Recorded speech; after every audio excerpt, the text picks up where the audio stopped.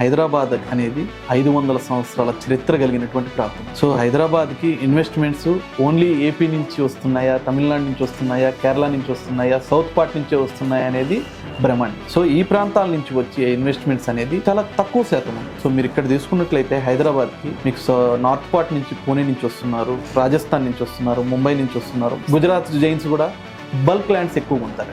గుజరాత్ మార్వాడీస్ అయితే మీకు ఒక్కసారి వచ్చారు అంటే 50 ఎకరాలు 100 ఎకరాలు ఈ లార్జ్ స్కేల్లో కొనడం ద్వారా హైదరాబాద్ మార్కెట్ అనేది నడుస్తుంది తప్ప ఒక ప్రాంతం వల్లనే హైదరాబాద్ డెవలప్ అవుతుంది, హైదరాబాద్లో ఇన్వెస్ట్మెంట్స్ వస్తున్నాయి అనేది భ్రమండి. సో ఈ ప్రాంతం నుంచి వచ్చే శాతం అనేది ఉంది, అది తగ్గింది అంతే తప్ప ఈ ప్రాంతం వల్లే హైదరాబాద్లో ఇన్వెస్ట్మెంట్స్ వస్తున్నాయని ఇండియా మొత్తం చూసుకున్నట్లయితే మన దేశంలో హైదరాబాద్కి 14 రాష్ట్రాల నుంచి ఇన్వెస్ట్మెంట్. మీరు రీసెంట్గా తీసుకున్నట్లయితే దావోస్కి వెళ్ళినప్పుడు సీఎం రేవంత్ రెడ్డి గారు ఈసారి 43,000 కోట్ల ఇన్వెస్ట్మెంట్స్ వచ్చాయి హైదరాబాద్. అంటే ఎవ్రీ ఇయర్ మీకు హైదరాబాద్ గ్రోత్ అనేది డెవలప్మెంట్ అనేది పెరుగుతుంది తప్ప తగ్గడం లేదండి.